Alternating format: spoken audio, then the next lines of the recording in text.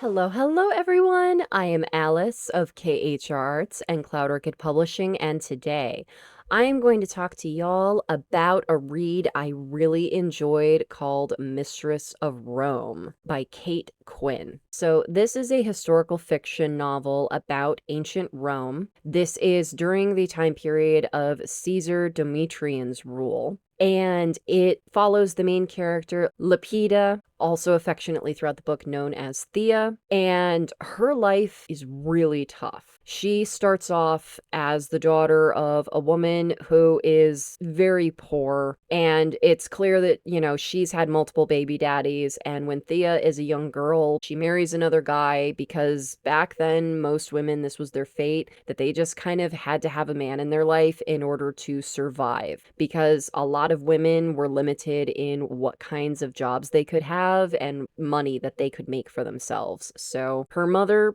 was doing the best that she could, and unfortunately that wasn't real great. So Thea eventually escaped her family, bringing her sister with her to escape, and they ran away to the local theater and became actresses. And during this time period, specifically in Rome, being an actress was seen as kind of a salacious thing on par with like being a lady of the night. It was a thing that proper ladies did not do. And Thea was definitely anything but a proper lady. She was raised effectively in the gutter, so it didn't really matter what she aspired to be. There was no standard for her to meet, so being an actress was certainly better than following in the same fate as her mother, or potentially worse. And so it was there that she began to have connections with more of Roman society, because men of certain statute do visit the theater because it's entertaining, and most importantly, the reason why it is viewed the way it is because the whole point is to go and watch pretty ladies perform and be pretty. And Thea was very pretty. And so this worked both to her advantage and to her detriment all throughout the story, is that she was able to use her being very beautiful in order to help her through certain situations, but it also was her downfall in that there were several poignant men throughout the story who were just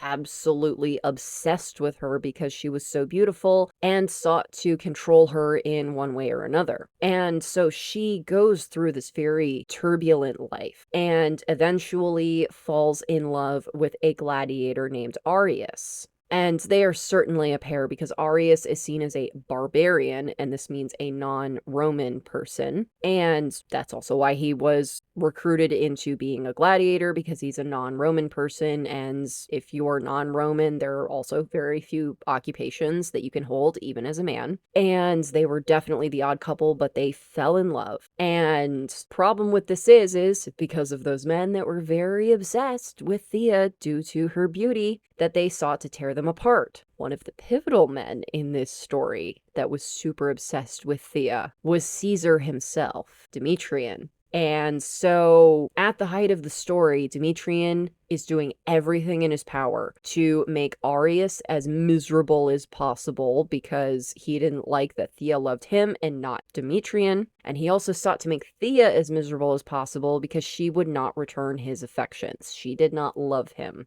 and he hated that. And Domitian was also a very paranoid ruler. He was constantly paranoid that he was going to be assassinated because he was given this prophecy that on a certain day at a certain time he was going to be assassinated, and he basically built his whole adult life around being obsessed with this piece of information and trying to figure out how to make it not happen. And without spoiling the story for y'all, because it's really obvious in the story, the prophecy comes true. It's the absolute bonkers wild things that lead up to that prophecy coming true that is truly the spoiler alert for this story, which I will not spoil for y'all because it is, y'all, I was on the edge of my seat reading the end of this story. Like, I totally knew Cesar was gonna die. I'm like, yeah, fuck that guy. He sucks. He's gonna die. We all know it. It's fine. But how they got there and what happens to Thea and Arius, oh my god, y'all, I was not expecting any of that, and it was amazing. But yeah, I highly recommend this book. It is such an exciting read. It draws back the curtain to show what it was like being a woman in Rome. And a lot of times in historical fiction, it's focused more around the men because they are featured more prominently in historical documents. There's a lot more information about them. There isn't as much information about what women were really doing at the time. So having that peek into that is so cool, and also from such a strong, fierce woman that she went through hell and back for what she believed in and what was important to her. It was absolutely incredible to read. I highly recommend this read, whether you're a big history buff or you love fierce main lady characters. This is definitely the book for you. So I hope y'all enjoyed this video. If you did, please be sure to give it a like. And if you're new, subscribe. All right, y'all. Thank you so much for watching. Take care. Bye-bye.